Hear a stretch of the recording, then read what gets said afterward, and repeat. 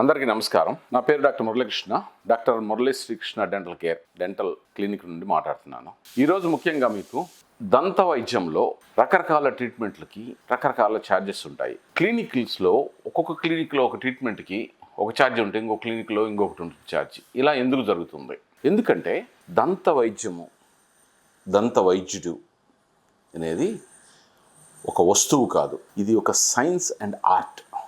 ఒక డెంటిస్ట్ అంటే ఒక డాక్టరు ప్లస్ ఒక ఆర్టిస్ట్. ఒక ఆర్టిస్ట్ చేసే వర్క్కి ఎవరు ధర నిర్ణయించలేరు, తనకు తానే నిర్ణయించుకుంటాడు. తను ఇచ్చే వర్క్ మీద క్వాలిటీ మీద నమ్మకంతో అతను తన ధరను నిర్ణయించుకుంటాడు. అంతేగాని ఈ ట్రీట్మెంట్కి ఇంత ధర అంటూ ఎక్కడా కూడా ఫిక్స్డ్ అంటూ ఏది లేదు. కానీ అసలు ఈ క్వాలిటీ అంటే ఏంటి, ధరలు ఏ రేంజ్లో ఉంటాయి, ఎందుకు ఎక్కువ ఛార్జ్ చేస్తారు, ఎందుకు తక్కువ ఛార్జ్ చేస్తారు అన్నది మీకు ముందు తెలియాలి. ఇలా తెలియాలి అని అంటే అసలు ముందు డెంటిస్ట్రీ అంటే ఏంటి, దాంట్లో ఎన్ని విభాగాలు ఉన్నాయి, దానికి సంబంధించిన డిగ్రీ ఏంటి, వీటి గురించి ముందు మీకు తెలియాలి. డెంటిస్ట్రీలో ముఖ్యంగా 2 డిగ్రీలు ఉన్నాయి. ఒకటి బీడిఎస్ డిగ్రీ, ఇంకోటి ఎండిఎస్ డిగ్రీ. బీడిఎస్ అంటే బ్యాచిలర్ ఆఫ్ డెంటల్ సర్జరీ.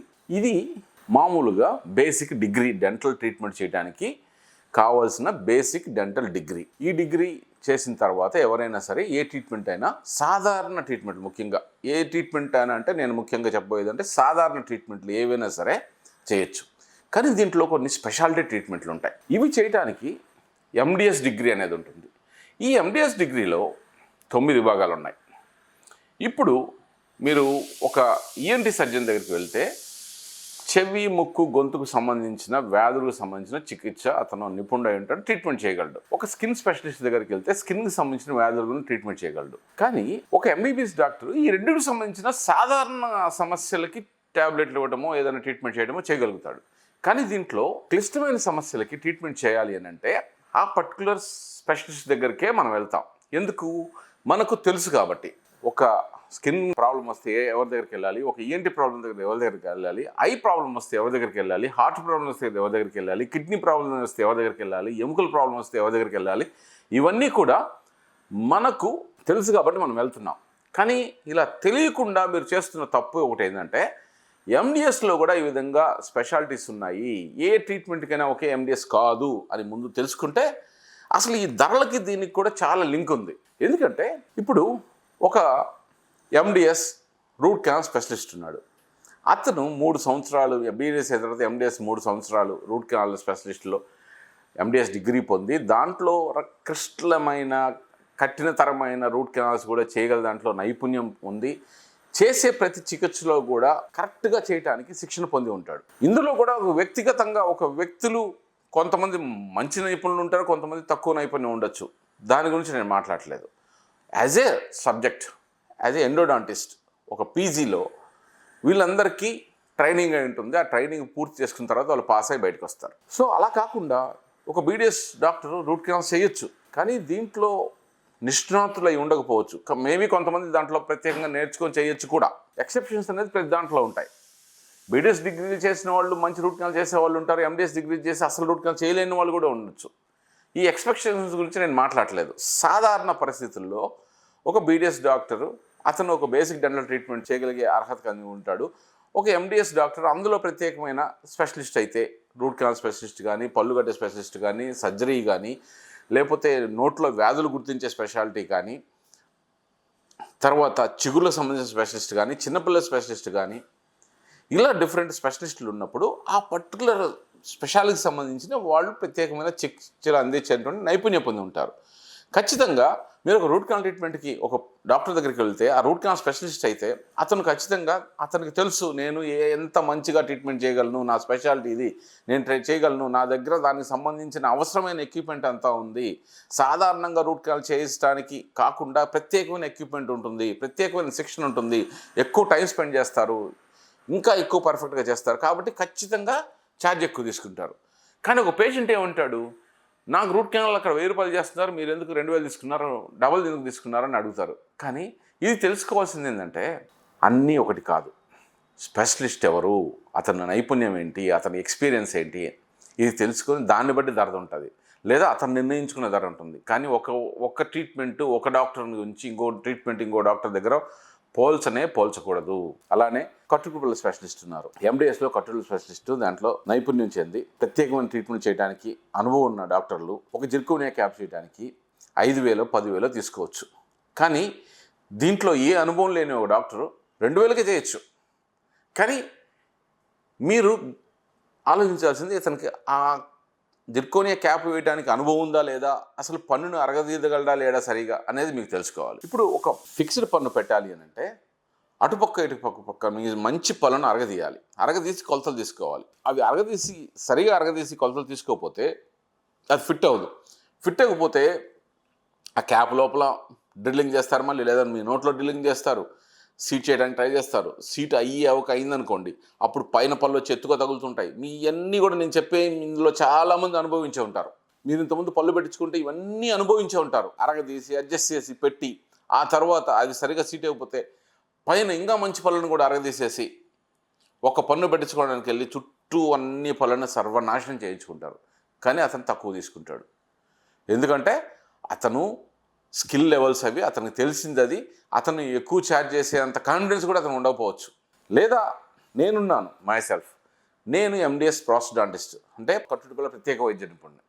నేను దాదాపుగా అంటే 2000లో నేను ఫస్ట్ డెంటల్ ల్యాబ్ స్టార్ట్ చేశాను. డెంటల్ ల్యాబ్ అంటే పళ్ళు తయారు చేసేటువంటి సంస్థ. ఈ సంస్థను నేను స్టార్ట్ చేసి విజయవాడ చుట్టుపక్కల దేశంలో ఎంతోమందికి నేను పళ్ళు తయారు చేసి పంపించేవాడిని. ఈ పళ్ళు తయారు చేసి పంపించేటప్పుడు డాక్టర్ల నుంచి కొలతలు వస్తాయి మాకు.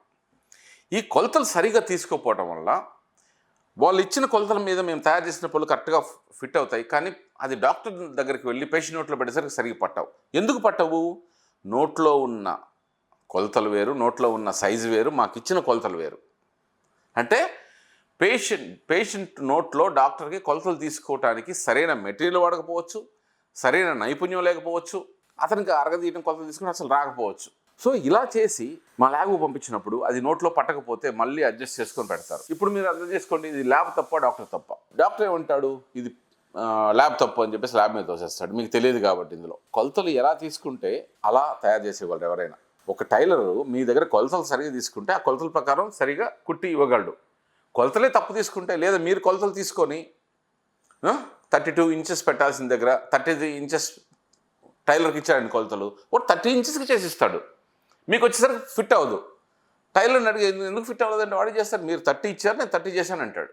సో ఈ డబ్బులు ఛార్జ్ చేసే విషయంలో ఎక్కడ తేడా వస్తుందంటే వీళ్ళు సరిగా కొలతలు తీసుకుపోకపోవటము, అండ్ కొలతలు తీసుకునే మెటీరియల్ చీప్ క్వాలిటీ వాడటము, అండ్ ఇంకొకటి ఈ తయారు చేసే ల్యాబులు అన్క్వాలిఫైడ్ ల్యాబ్స్ చాలా ఉన్నాయి దేశంలో. అంటే వాళ్ళు ఏ డిగ్రీ లేకుండా వాళ్ళు అక్కడ ఇక్కడ పనులు నేర్చుకుని వెళ్ళిపోయి ల్యాబులు పెట్టేసుకొని మేము జిర్కోనియా ల్యాబ్ ఛార్జెస్ 1000 రూపాయలు తీసుకుంటే వాళ్ళు 500 తీసుకుంటారు, లేదా 700 తీసుకుంటారు. ఇవన్నీ నేను వాస్తవాలు చెప్తున్నాను. మేము జిర్కోనియా ల్యాబ్ ఛార్జెస్ తీసుకునేది 1000 రూపాయలు, కానీ కొంతమంది 500కి 700కి 600కి చేసేసేవాళ్ళు ఉన్నారు. ఈ డాక్టర్కి క్వాలిటీనా, ఇతను ఎక్స్పీరియన్స్ ల్యాబా, లేకపోతే క్వాలిఫైడ్ ఉన్నారా, మంచి మెటీరియల్ వాడతారా లేదా అనేది అనవసరం. మనకి ఎంత తక్కువ వస్తుంది అనేదే కొంతమంది డాక్టర్లు చూసుకుంటారు. చూసుకొని ఆ చీప్ క్వాలిటీ దగ్గర తయారు చేసిస్తారు. మీకు ఆ డాక్టర్ సొసైటీలో పేరున్న డాక్టరా, మాటగారి పేరు ఉంటే చాలు, మీరు అతని దగ్గరికి వెళ్ళి మేము జిర్కోనియా క్యాప్ 5,000 అన్నా సరే, 7,000 అన్నా సరే అక్కడికి వెళ్ళి చేయించుకునే వాళ్ళు ఉన్నారు. ఎందుకంటే తెలియక. సో ఇతను పేరున్న డాక్టర్, ఇతను పేరు లేని డాక్టర్. పేరు ఎలా వస్తుంది? పేరు రకరకాల మాయ మాటలు, మోసాలు, కన్నింగ్ మాటలు చెప్పి పేరు తెచ్చుకునే వాళ్ళు చాలామంది ఉన్నారు.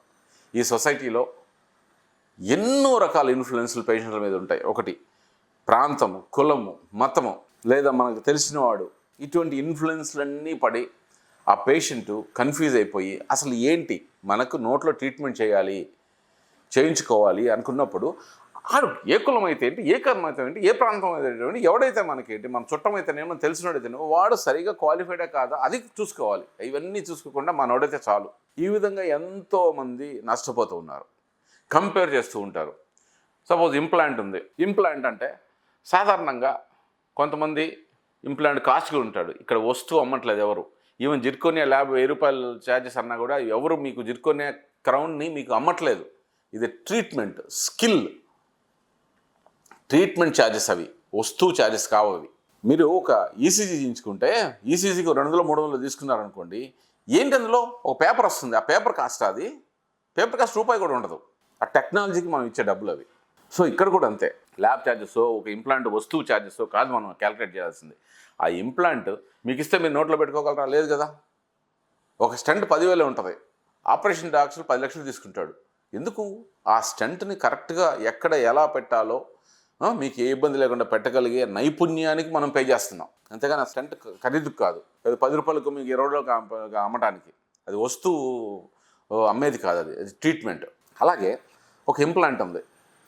ఇంప్లాంట్ కొంతమంది 15,000 తీసుకుంటారు, కొంతమంది 10,000 తీసుకుంటారు, కొంతమంది 20,000 తీసుకుంటారు, కొంతమంది 30 తీసుకుంటారు, ₹1,00,000 తీసుకునే వాళ్ళు కూడా ఉన్నారు.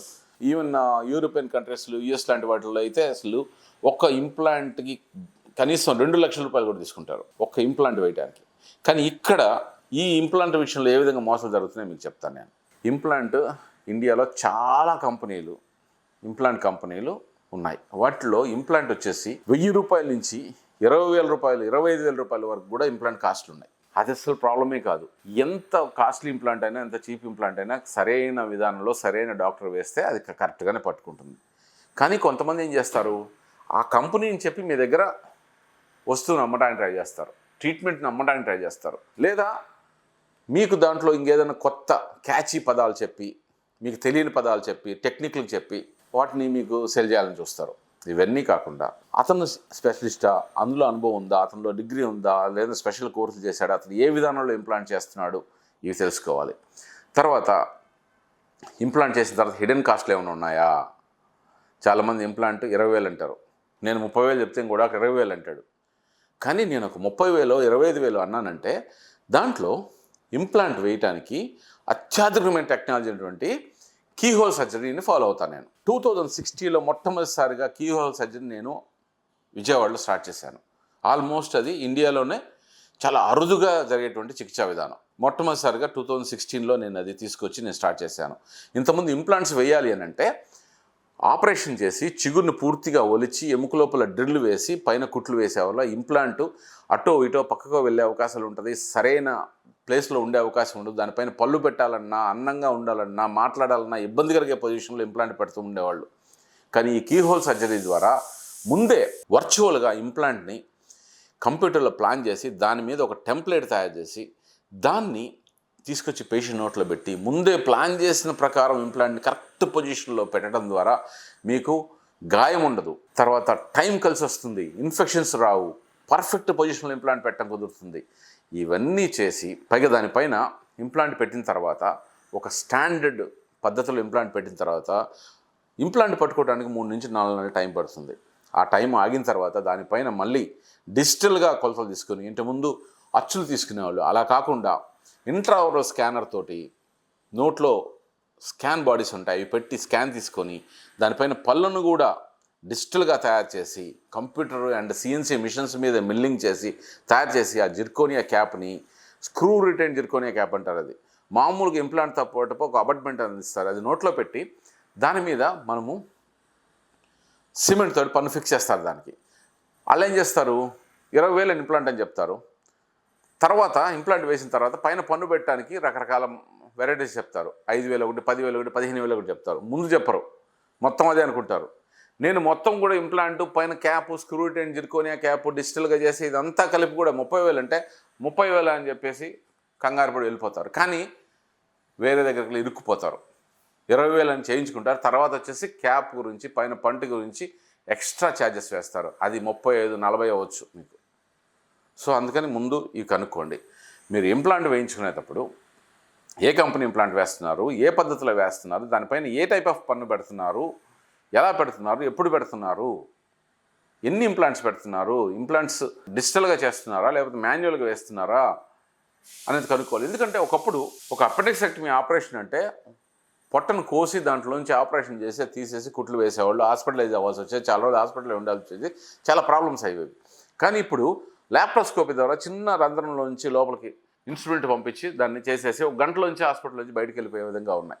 ఆ విధంగా ఎన్నో ట్రీట్మెంట్లు, శుక్లాలు కానీ, ఈవెన్ హార్ట్లో స్టంట్ వేయటాలు కానీ, లేదంటే ఇట్లాంటి స్టమక్ సంబంధించిన ఆపరేషన్లు చేయడానికి కానీ ఎన్నో ఆపరేషన్లు చాలా సింపుల్గా హాస్పిటలైజ్ అవ్వకుండా సింపుల్గా చేసేటువంటి టెక్నాలజీ అందుబాటులో ఉంది. ఆ విధంగా అందుబాటులో ఉన్నప్పుడు అవేమీ ఫాలో అవ్వకుండా పాత పద్ధతుల్లో ఫాలో అయ్యి చేసేదానికి మీరు ఎందుకు ఎంకరేజ్ చేస్తారు? ఎందుకంటే మీకు తెలియకపోవటం వల్ల. అందుకోసమే, మీకు తెలియడం కోసమే ఇవన్నీ నేను చెప్తున్నాను. ఇంప్లాంట్స్ వేయడానికి కీహోల్ సర్జరీ అనేది ఉంది. ఈ కీహోల్ సర్జరీ ద్వారా ఇంప్లాంట్స్ చాలా తక్కువ గాయము, చైర్ సైడ్ టైం చాలా తక్కువ, అండ్ ఇంప్లాంట్ కూడా ఎగ్జాక్ట్లీగా ఏ పొజిషన్లో పెట్టా ఆ పొజిషన్లో పెట్టే విధంగా చేసడానికి అవకాశం ఉన్న చికిత్సా విధానము. ఇది రేట్ ఎక్కువ కాదు, అందరితో పాటే అదే ధరలు తీసుకుంటాము. దీనిపైన మేము 99% కుదిరిన ప్రతి సందర్భంలో కూడా స్క్రూ రిటైన్ జిర్కోనియా క్యాప్లు మాత్రం ఇస్తాము. ఇది లైఫ్ లాంగ్ మన్నిక ఉండేటువంటి చికిత్సా విధానము. ఇది తెలుసుకొని ఏ చికిత్సకి ఏ డాక్టర్ ఎందుకు ఎంత ఛార్జ్ చేస్తున్నాడు, వేరే వాళ్ళతో కంపేర్ చేసినప్పుడు ఏది మిస్ అవుతున్నారు, మీరు హిడెన్ ఛార్జెస్ ఏమైనా ఉన్నాయా, ఎందుకు చేస్తున్నాడు, ఆ డాక్టరు ఆ పర్టికులర్ ట్రీట్మెంట్లో స్పెషలిస్టా కాదా, అనుభవం ఉందా లేదా, సరైన ఆధునిక పద్ధతులు ఫాలో అవుతున్నాడా లేదా, హిడెన్ ఛార్జెస్ ఇవన్నీ తెలుసుకుంటే కానీ మీరు ధరను కంపేర్ చేయడానికి వీల్లేదు. Thank you. నమస్కారం.